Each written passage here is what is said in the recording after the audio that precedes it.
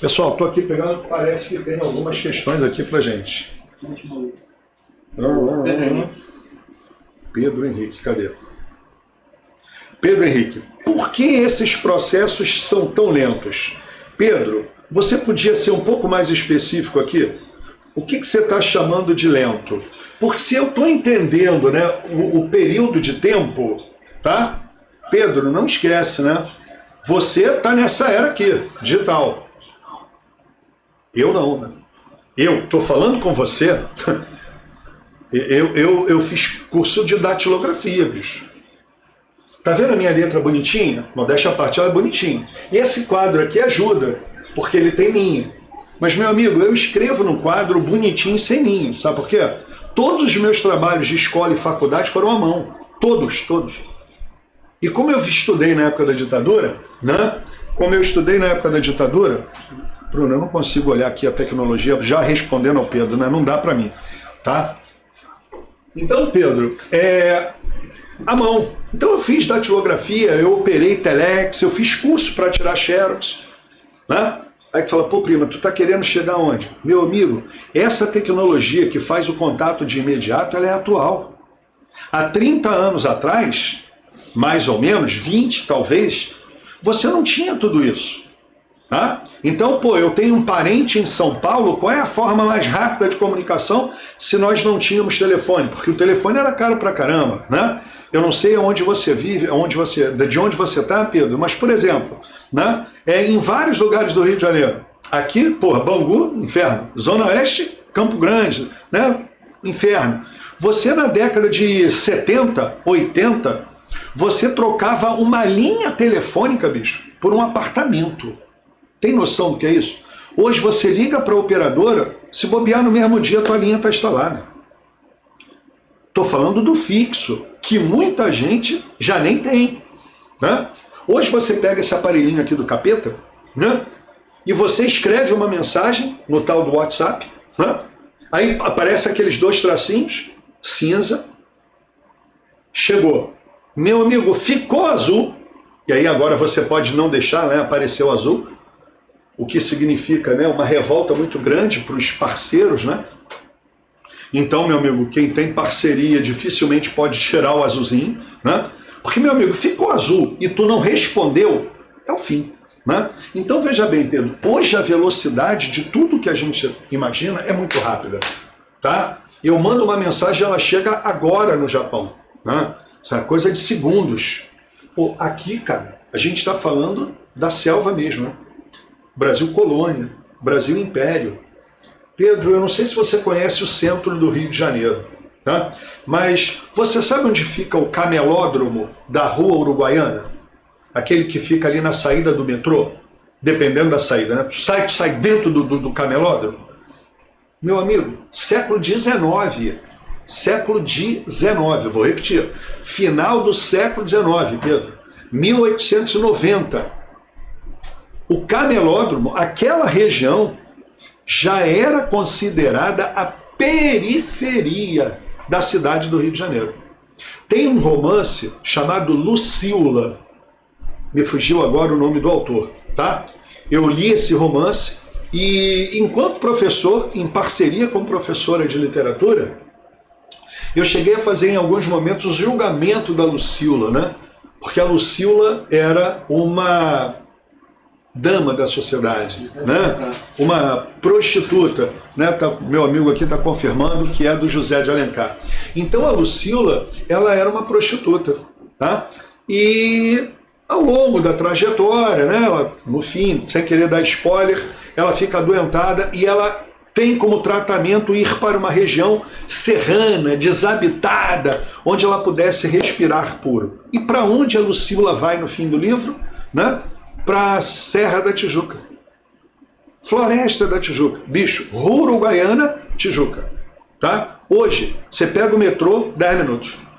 Século XIX, ela demorou 6 horas de charrete para chegar da Rua Uruguaiana na Tijuca.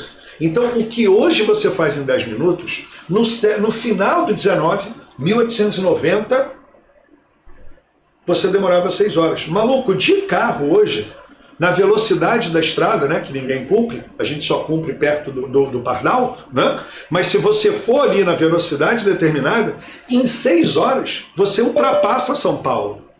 Então eu não tenho, né, internet, eu não tenho telefone, sistema de correio absolutamente precário, transporte à base de mula.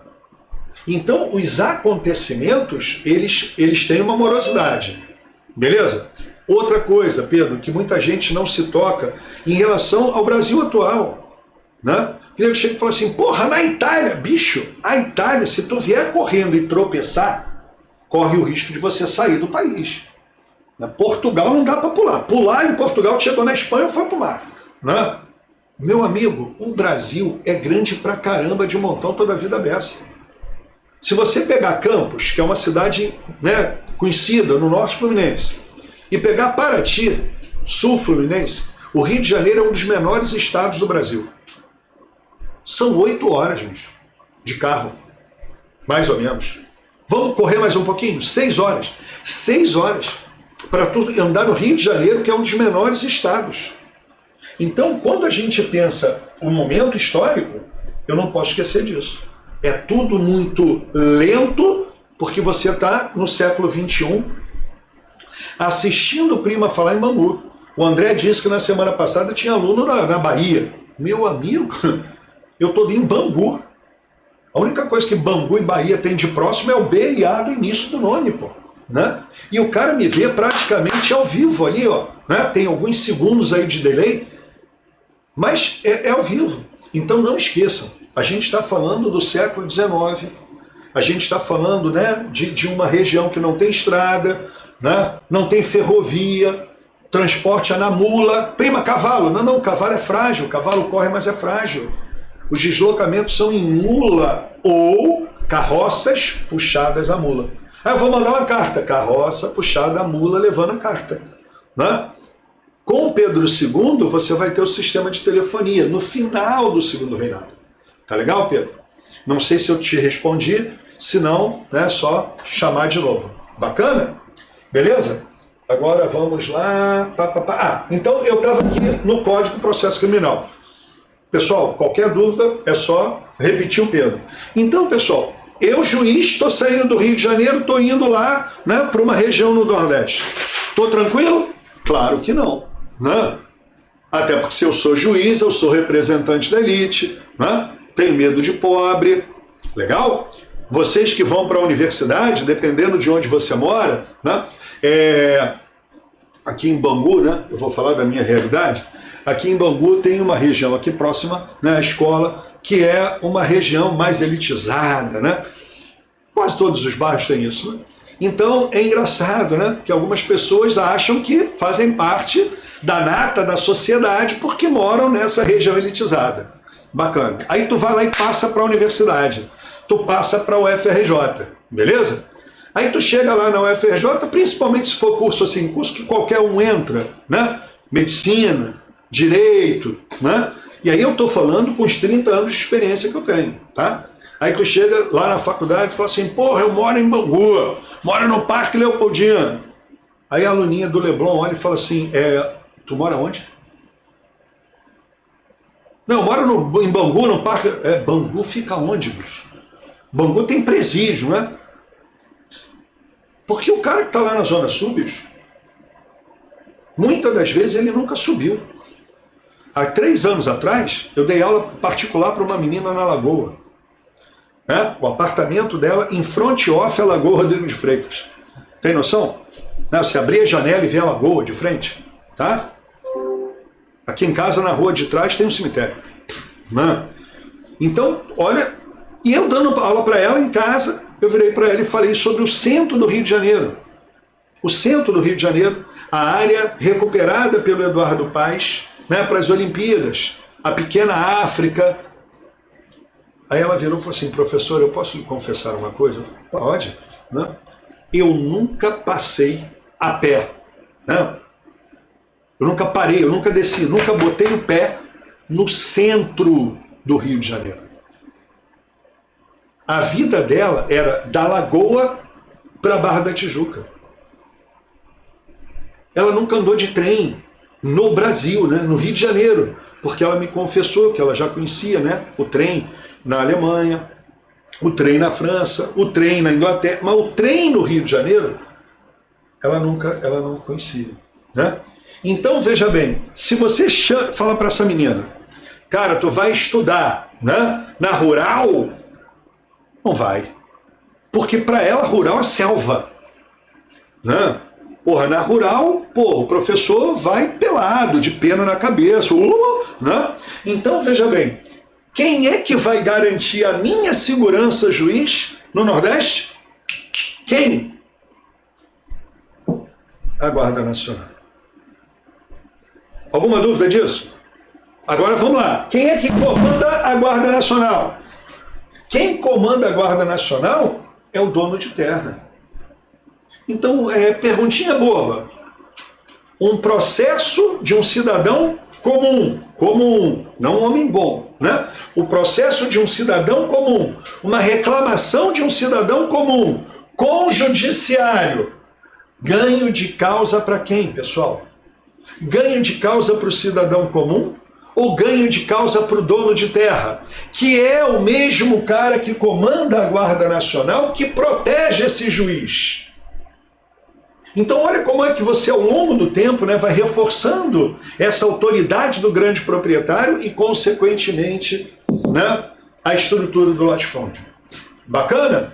Aí vamos lá, 1850, depois de pelo menos 40 anos em lei, né, de pressão da Inglaterra, em 1810, tratados de aliança e amizade, comércio e navegação, Portugal e Inglaterra, D. João no Brasil, a Inglaterra inicia o processo, ou melhor, né, a pressão pelo fim do tráfico, que seria o primeiro passo para acabar com a escravidão.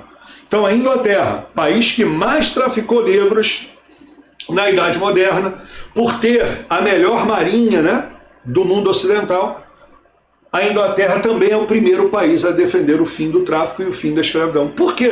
Porque é o primeiro país a se industrializar. Então, pessoal, vício, né, nosso, professor, exemplo de livro que são escritos por professores, a Inglaterra pressiona pelo fim do tráfico e pelo fim da escravidão. Entendam, todos os países que se industrializam, né, todos vão pressionar pelo fim da escravidão. Por que a Inglaterra aparece? Porque era a maior potência, tá? Mas a partir do momento que eu, França, começo a produzir dentro de uma perspectiva industrial, eu quero o fim da escravidão. Porque escravidão significa restrição de mercado consumidor. Legal? E no caso da Inglaterra, veja bem, a Inglaterra, ela desde o início do século XIX, ela começa a dominar a África, num processo que a história chamou de imperialismo ou neocolonialismo. Então acompanha aqui comigo, tá? Eu, inglês, olha só, hein? Eu, inglês, estou dominando a África. Bacana? Então, na África, agora eu estou na África, tá? Eu, prima, negão, africano. Tá claro que eu sou livre? Eu estou no meu território? Se eu sou livre aqui, eu sou mercado da Inglaterra. Sim ou não? Aí vem o traficante, faz o quê? Tirou prima, levou prima, tá? Levou prima. Quando o traficante me tira da África, a Inglaterra perdeu um consumidor ali. Bacana? E quando eu chego no Brasil, eu chego para ser o quê? Escravizado. Ou seja, a Inglaterra perde de novo com o deslocamento de um cara só. Sim ou não? Então a Inglaterra, em 1810, começa a pressionar o governo, primeiro português, depois brasileiro, pelo fim do tráfico. São pelo menos 3 tratados assinados não cumpridos. Não sei se vocês já ouviram essa expressão, é uma expressão popular, né? Lei para inglês ver. Essa expressão, lei para inglês ver, ela surge aqui, ó, nesse momento, tá? Porque você tem uma lei em 10, né? Um acordo em 10, um acordo em 25 com Dom Pedro I, um acordo em 33 com a regência, né? Que deveria ser cumprido em 43 e não vai, até que em 1850, pressionado, né, interna e externamente, o Império Brasileiro assina a Lei Eusébio de Queiroz. Então, pessoal, em 1850 é o fim do tráfico intercontinental de escravos. Bacana? Então vamos lá. né, pensar de forma crítica, pensar de forma racional. O negro escravizado no Brasil, ele vive bem ou mal? Né?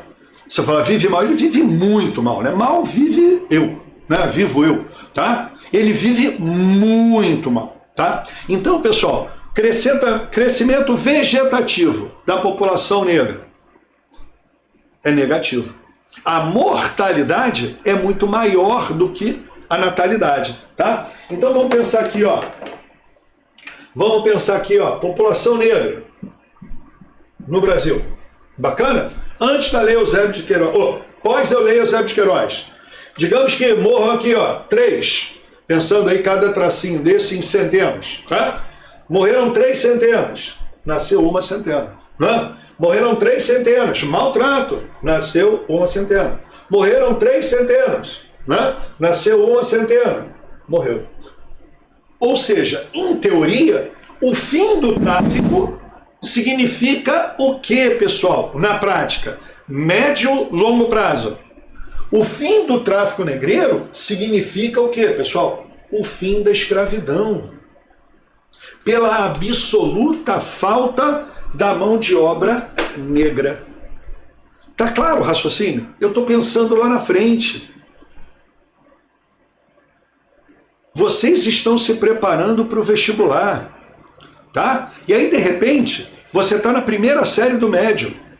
Pô, tu está na primeira série do médio, tu ainda está meio no oba-oba, teu pai já está assim, bom, esse infeliz está falando, né, em fazer engenharia de agricultura em Viçosa, na Universidade Federal de Viçosa, né?